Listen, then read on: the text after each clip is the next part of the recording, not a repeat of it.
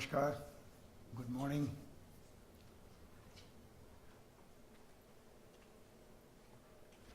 And thank you.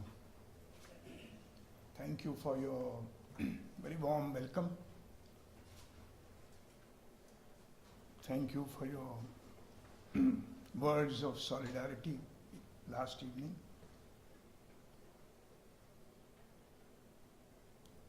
Thank you for spreading love and friendship surrounding me, not only while I am here in your beautiful country, but also when I return home. And thank you for acknowledging that Martha has become a star. So thank you. It's a great pleasure to be here this morning with you to share some aspects of work that I've been doing, and also to spend these 3-4 days learning about the work you have been engaged in. The theme for our conference, Learning for Democracy, is not only timely in your context, but also in my context, and I believe around the world. In some ways,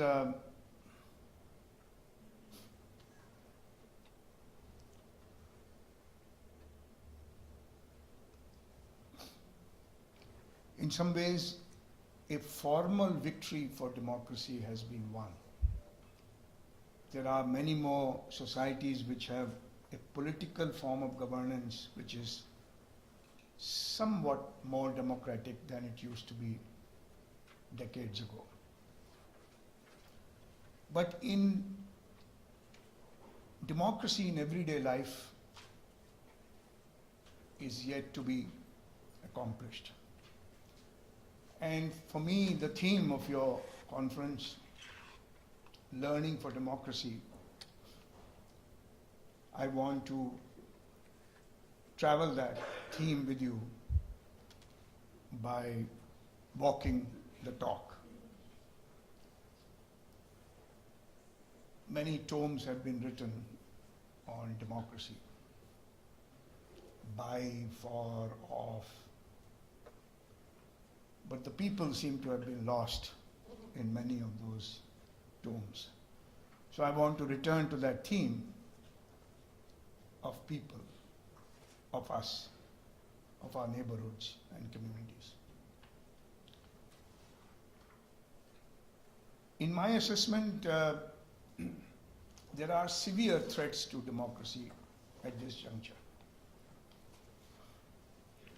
On the one hand, democratic forms of governance are being adopted by more and more countries. On the other hand, threats to democracy are severe and at this juncture distinctive. Let me illustrate some of those threats. And these are threats to democracy in everyday life. The first, and perhaps the foremost, is that in the name of democracy, public resources, in particular natural resources, forest, land, water, minerals, and increasingly the air itself, manipulation of public resources for private gains,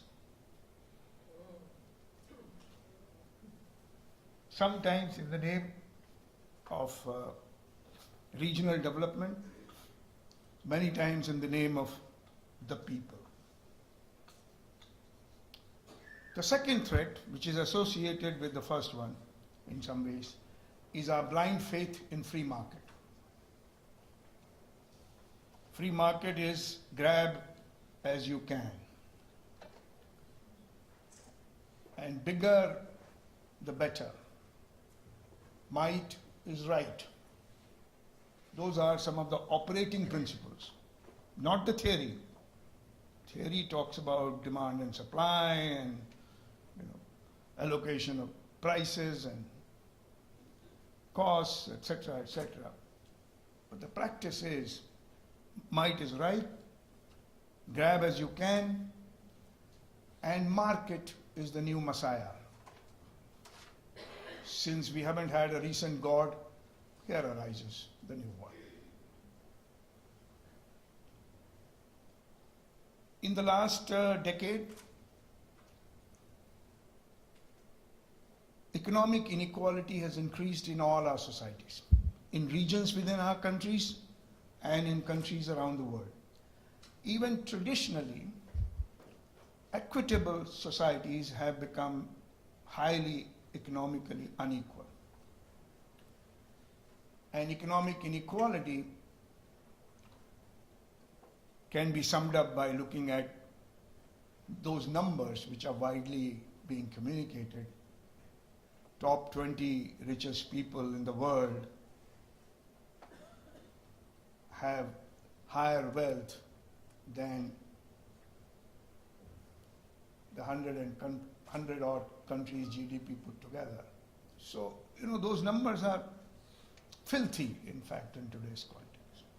But as a result of that, we now stratify people according to the size of their bank balance or the pocket. We no longer respect people for their wisdom, for their knowledge, for their contribution to others, accumulation of private wealth, and its increasingly disturbing display in public arena is the basis for social stratification in today's order.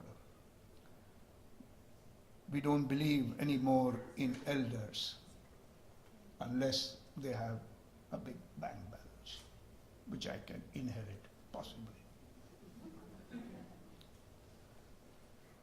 Another threat to democracy in everyday life is pressures towards homogeneity of our cultural practices.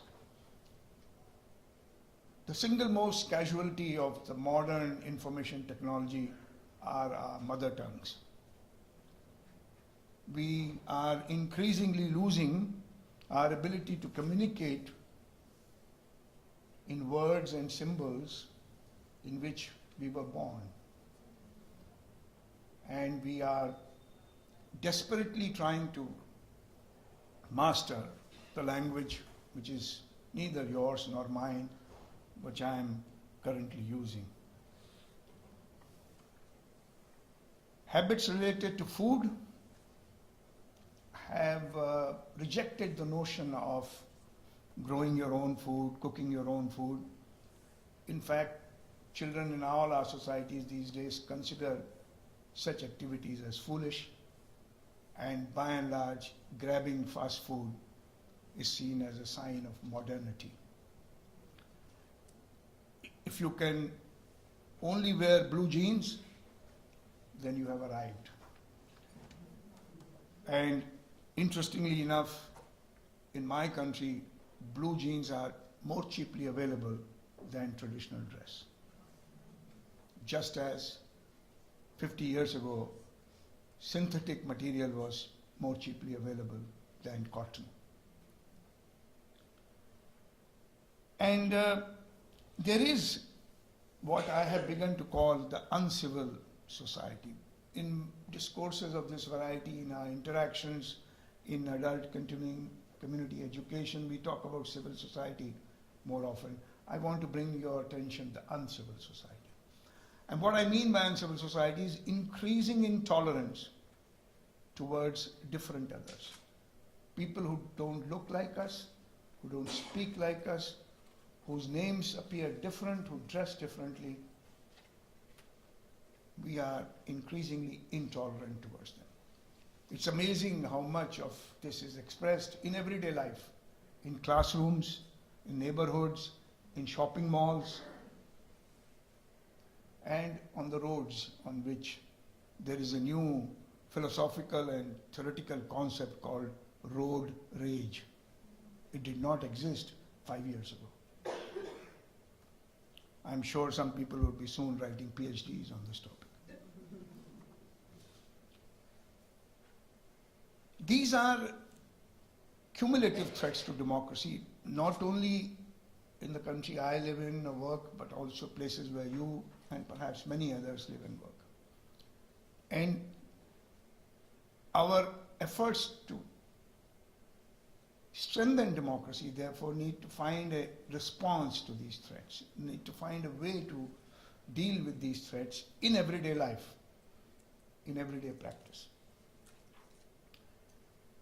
Before we look at the theme that is part of our conference, our deliberation, learning for democracy, before we talk about the kinds of experiments and efforts all of us are making individually and collectively in protecting and advancing democracy in everyday life, let me remind you of what are the standard responses to these threats. Because nowadays we have standard operating procedures for everything. And if you don't follow the standards, you know what happens. Russell reminded us last evening, if you don't follow the standards, you get demoted, you get F grade, you have to repeat the class, and even if you drop out, you're brought back to the same standard.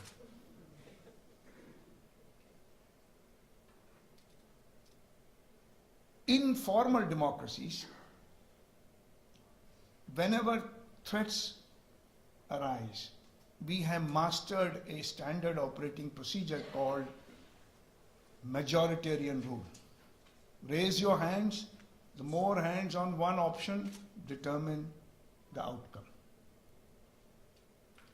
We forget that in all our cultures today, there is no homogeneous majority. We are a collection of minorities in all our societies.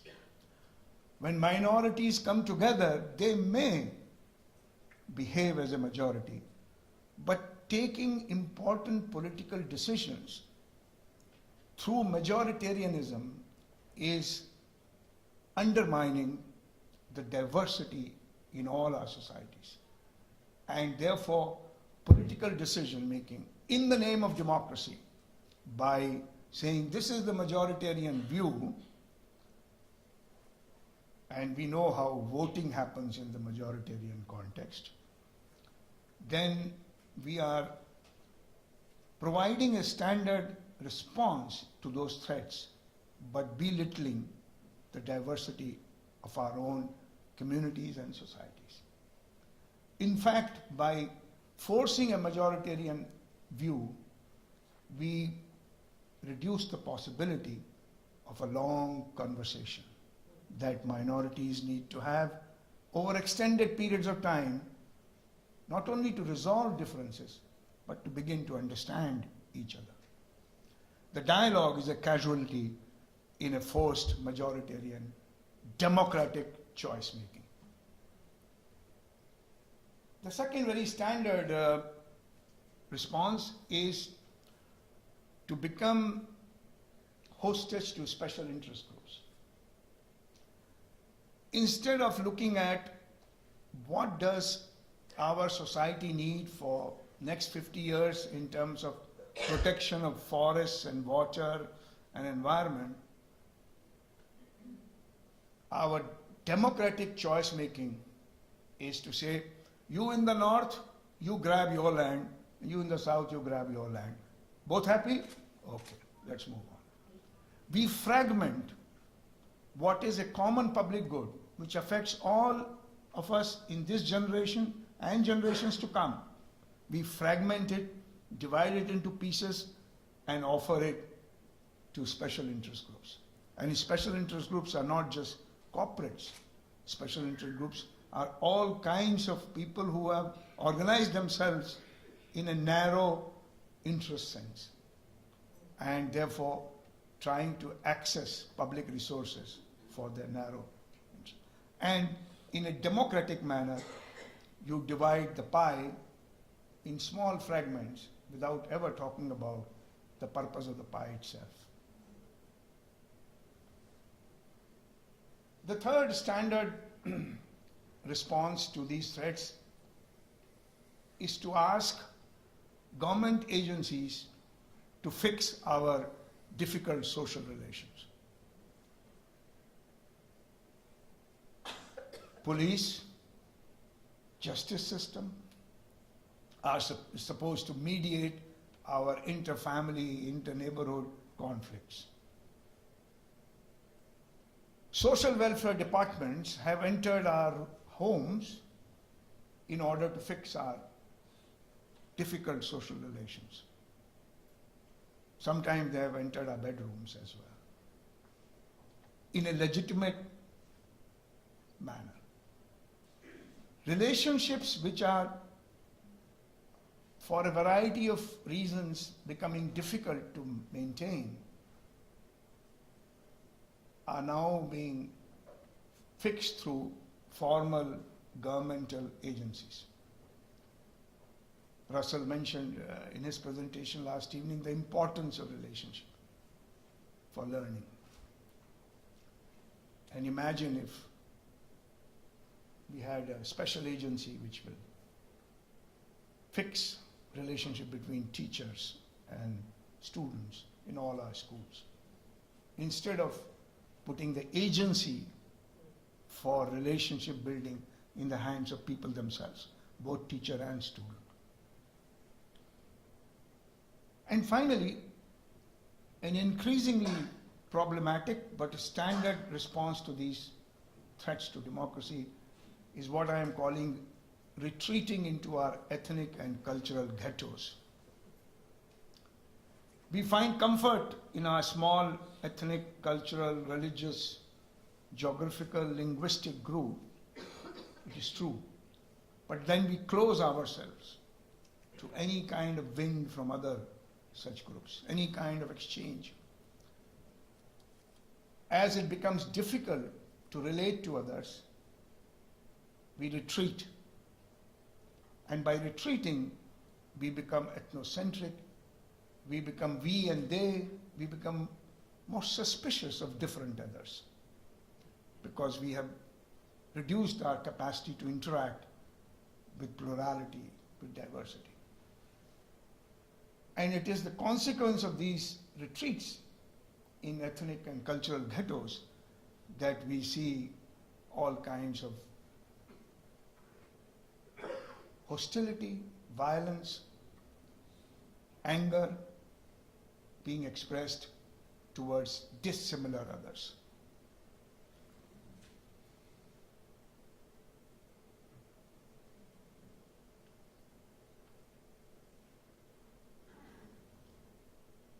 I want to therefore suggest that we can put citizens in the driver's seat to deal with threats to democracy. These are not passive citizens. I'm using the phrase citizens as leaders.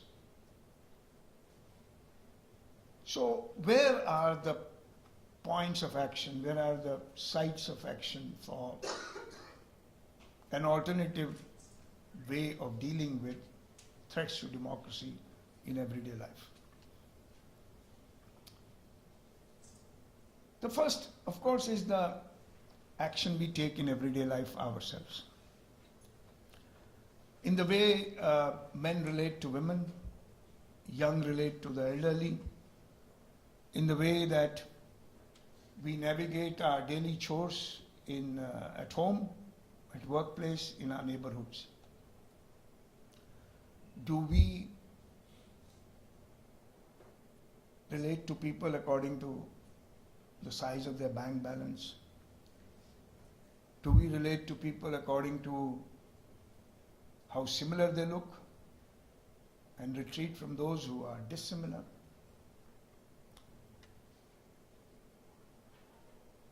Putting emphasis on each one of us, not on some formal institution of democracy, but in each one of us. Because it is within us that authoritarianism also resides. Practice of everyday democracy many a times confronts us with our own autocratic genes, if I may use that phrase. None of us are perfect. None of us need to pretend to be perfect. We make mistakes. Our autocratic genes do take over occasionally.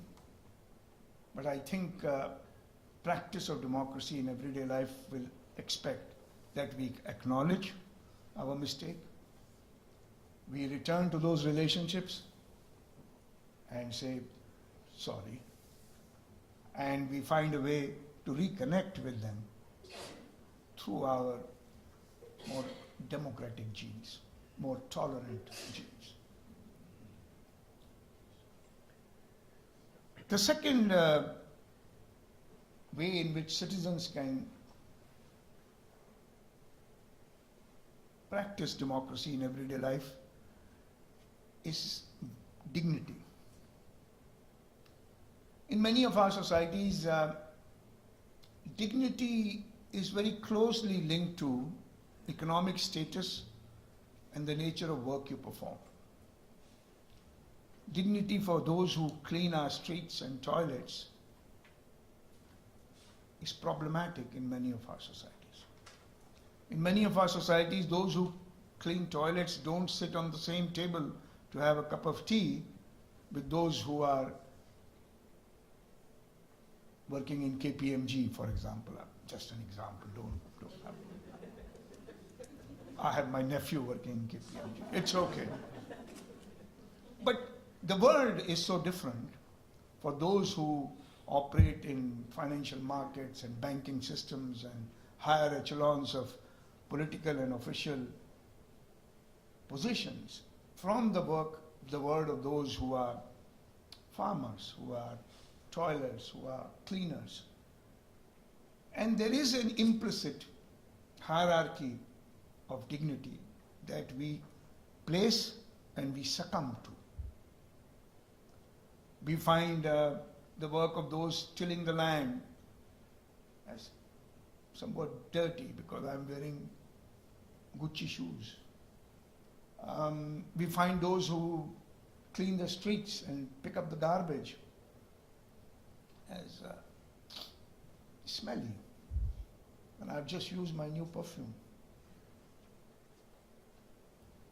These are everyday responses.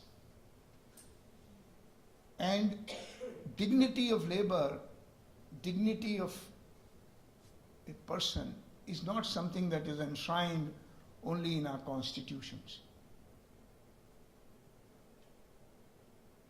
We become dignified ourselves by restoring and valuing dignity of all. And I am increasingly concerned that practice of dignity in everyday life is not even a form of upbringing of our kids. There was a time when raising children in home, in the community, in the neighborhood was linked to learning how to give dignity to others. But now we give them tablets. They get finger dexterity, but not emotional dexterity.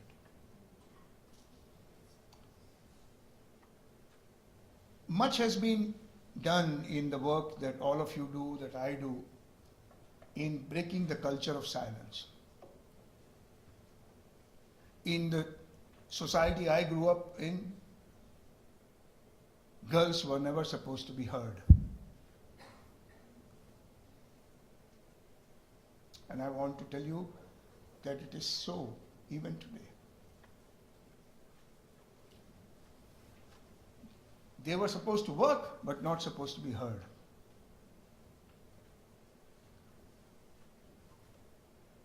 In a formal meeting, in a ministry, farmers are supposed to listen, not speak. We have imbibed,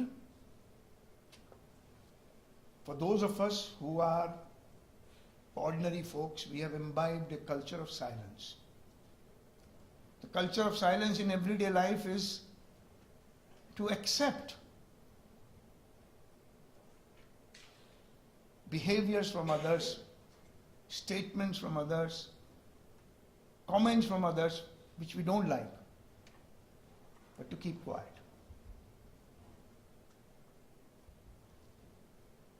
To accept from others judgments about us which we don't like, which are not correct in our view. Culture of silence entails keeping quiet about our own concerns, our own difficulties. And it also entails keeping silent about our own dreams, our own aspirations, our own hopes, even if others may think they are stupid. Speaking out as a stupid person is better than keeping quiet as an intelligent one. In everyday life, in Russell's example last evening, if those students were speaking out, some of those teachers will run away because they don't know how to handle when students speak out. As parents, we sometimes don't know how to handle when our children speak out. As partners, as colleagues, we have difficulty when others speak out. But we have to learn to live with that difficulty, because only then others will speak out.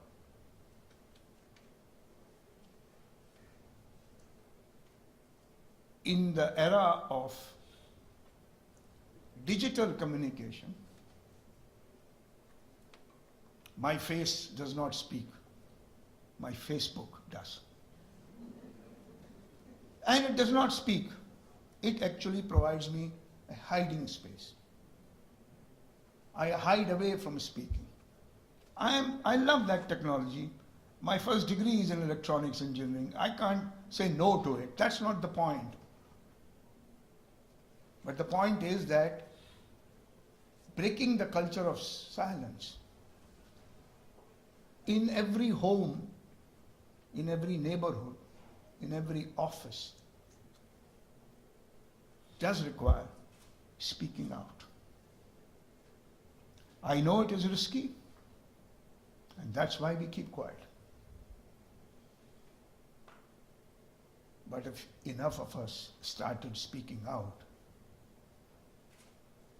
it will be risky for those who don't allow us to do so.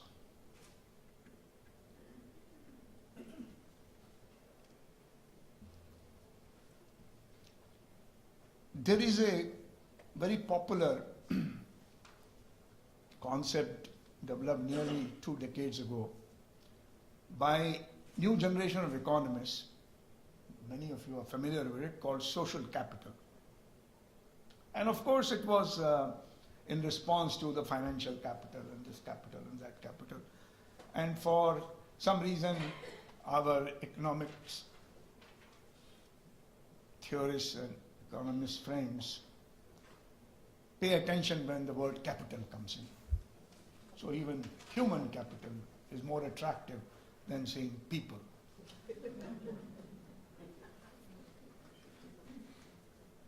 You say people, they walk by. So human capital, huh? Where is it?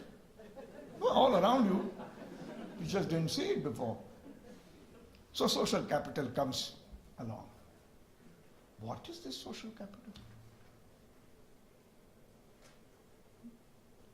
We all grew up in families, extended families, neighborhoods and communities where we felt some degree of kinship, some degree of relationship. And in relationships you have both rights and obligations.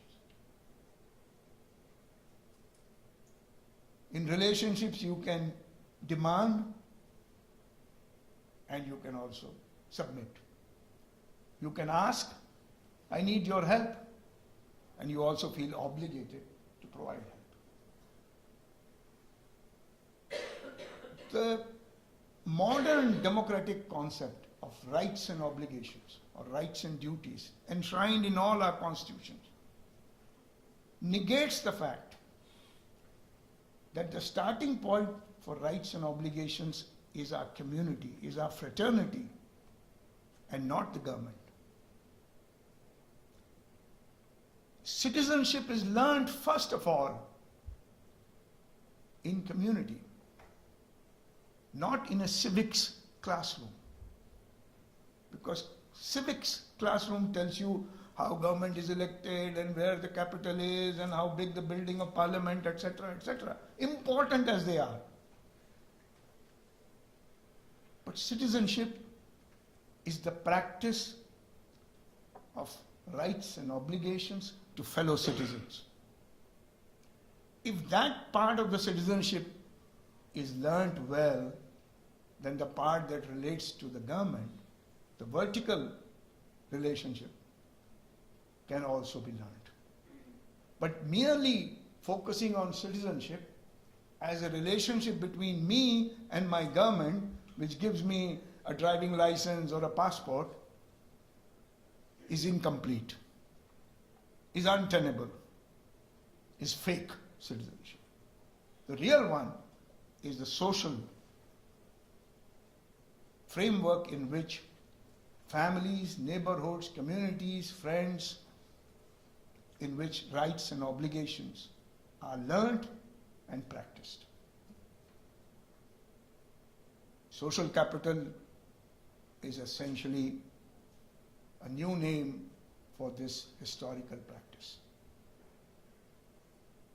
And the notion of relationships and caring that Russell's speech last evening illustrated so well is essentially learned in the practice of everyday citizenship. It is not learned by filling a form and giving your driver's license test. That's not learning citizenship all about. So social capital means everyday citizenship as the building block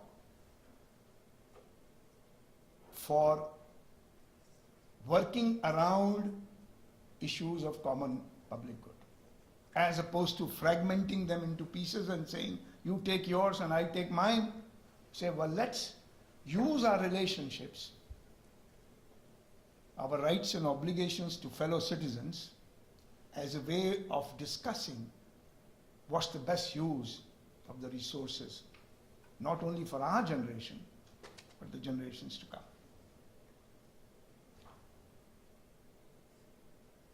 So, there is a common phrase that all of us as educators use, learning by doing. And I am sort of increasingly saying learning while doing, as opposed to by doing. So a lot of learning takes place while you are doing it. And so acting while changing. So it's not that, okay, I'll change today and then act tomorrow, but doing it simultaneously. So in everyday life, some examples. Men take responsibility for women's empowerment. Why is it that all programs, projects, initiatives of women's empowerment are led by primarily women? Men have no responsibility. Since they are the cause of much of their disempowerment, they might as well acknowledge it. And as the Americans would say, step up to the plate. Whatever that means, but There is an increasing trend in many of our societies. Indian society, for example, our median age is 24 years. 600 million Indians are below the age of 24. We also have a culture where you have to be 75 years before you become Prime Minister. And there is a long tradition for respect for age. But now what is happening is that there is a disconnect. There is a disconnect between the young and the elderly. And what I am suggesting therefore, middle-aged I use because what else can I call myself, you know?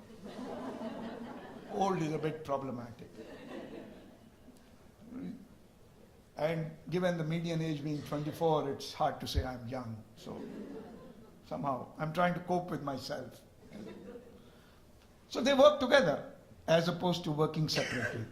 Working together may provide respect for the energy and excitement and novelty of the young, and the wisdom and this maturity and thoughtfulness of the elderly.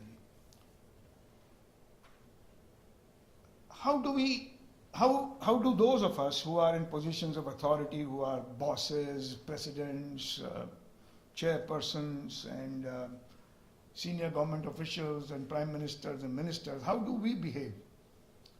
Well, we keep quiet to hear. If you don't keep quiet, we can't hear. And staying quiet creates tension, especially in those who are in positions of authority, because words and action seem to go together. So I keep quiet, I become helpless.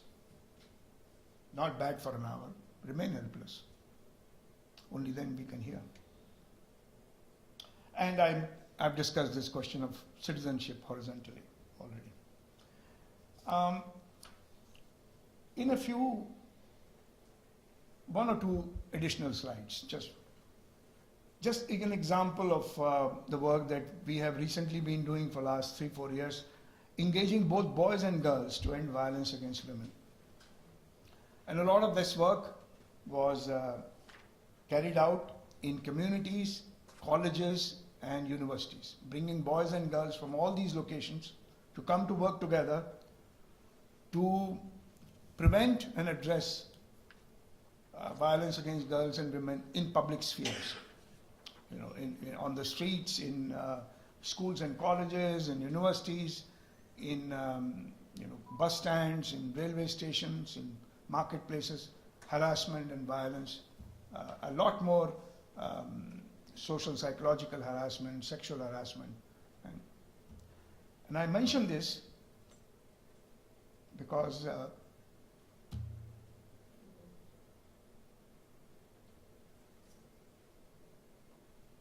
she stood for this.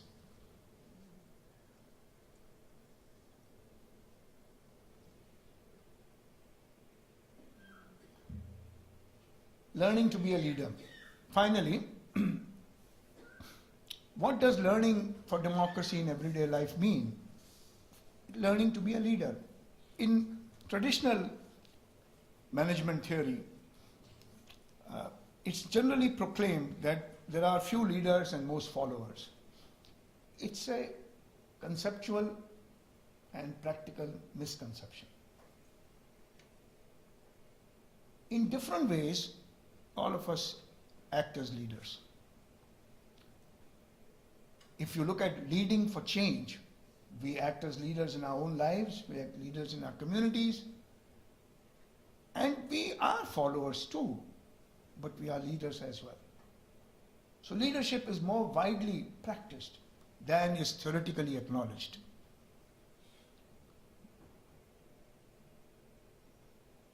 So how do we do this in practice?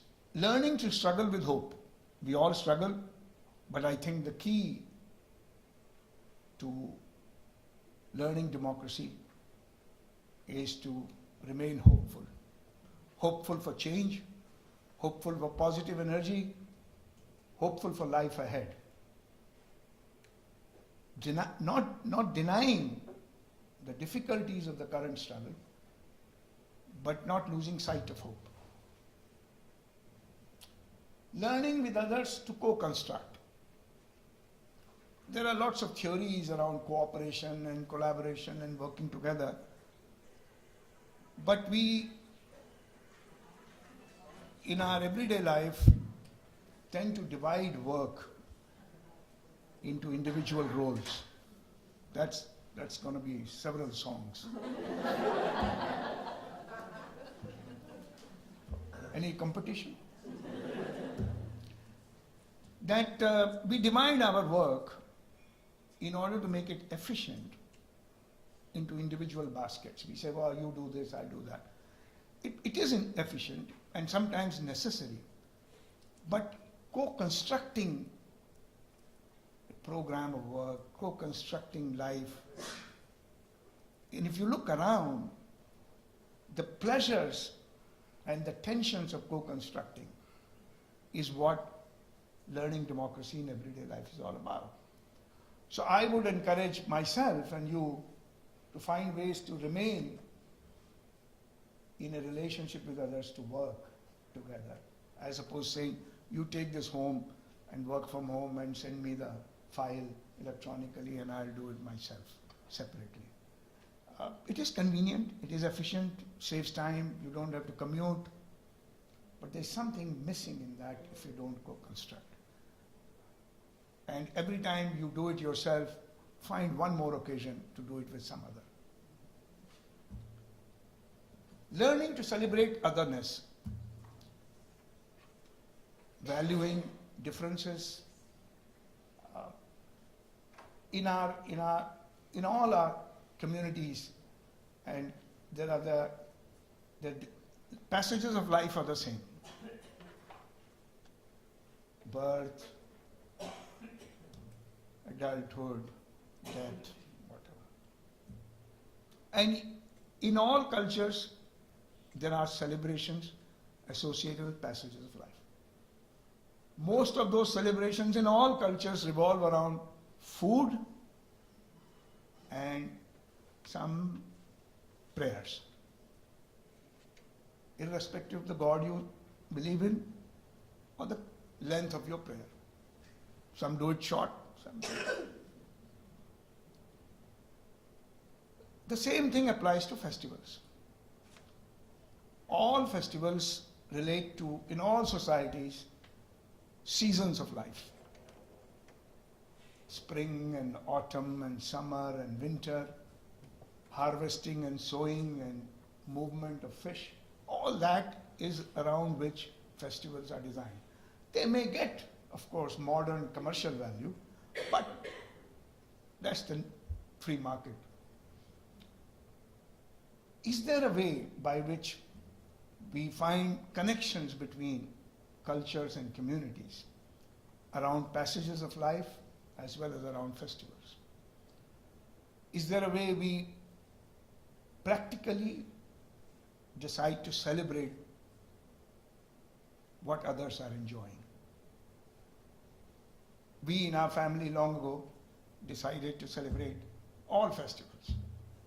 Eid, Christmas, Diwali, and we found that it was great fun. We learned to interact with different people, we learned to eat different kinds of food and understand different cultures a bit better.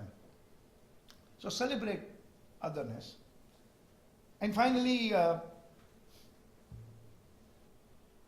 think spirituality is at the heart of democratic practice. It is not talked about, it is not written. Talking about spirituality seems like mumbo-jumbo activity. You are levitating in the air and sort of 21st June has been declared as International Day of Yoga. I'm not teaching you any of those asanas here right now. But the essence of human existence is spiritual. The connection to our forests, trees, water, other forms of life is spiritual. And if spirituality becomes a part of our everyday life,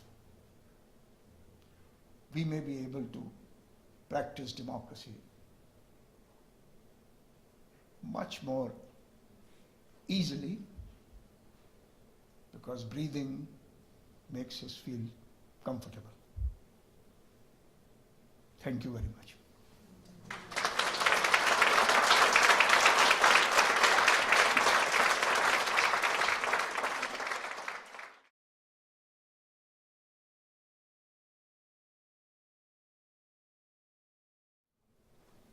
Not sometimes. In today's context, many a times we are feeling unsafe. We are feeling unsafe not only in the neighborhoods where we live, but also unsafe at home, in our own homes. In my country, the statistics about violence against girls and women is that 2/3 of the incidents take place with known people and mostly at home. Domestic violence. So concern for safety is universal. The standard sort of response to that is to either retreat, sort of move to another safe locality or location, or to invite government agencies like police and juvenile justice system to deal with. There are increasingly examples, fewer than I would like, in many countries, perhaps here too, where community involvement in making neighborhoods safe are being tried out. And ultimately, the boys and girls, the kids, the elderly who are doing all these pranks and tricks and having drugs or carrying guns and all are people within the neighborhood. It's not that, of course, robbers and thieves come from other side and make you unsafe, but most of the time it's practiced within. And we have somehow lost our ability to walk over to the neighbor's house and say, hey, I saw your child yesterday late at night, 2 o'clock, with a couple of other boys smoking something. We would consider these days as intrusive behavior. But that's what it is all about. If my neighbor's son is behaving in a strange way, it's a cause for concern for me too. And what will happen? My neighbor will at best say, none of your business. But the following day, she may come back and say, yeah, you're right, I didn't know that. It is your business too. We need to figure out a way. My concern is that our practical inter-family, interpersonal relationships cannot be handed over to public government agencies to mediate. The courts in India are clogged. There's a backlog of 5-10 years of cases because 80% of all cases are family feuds on land holding. And what land? 2 acres. Please, come on.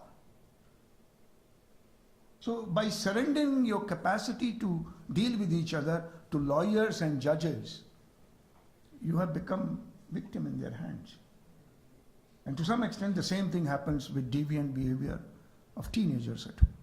We hand them over to official agencies who then prescribe solutions, which are not solutions. They are basically ameliorative measures to keep the trouble out of our face for the time being.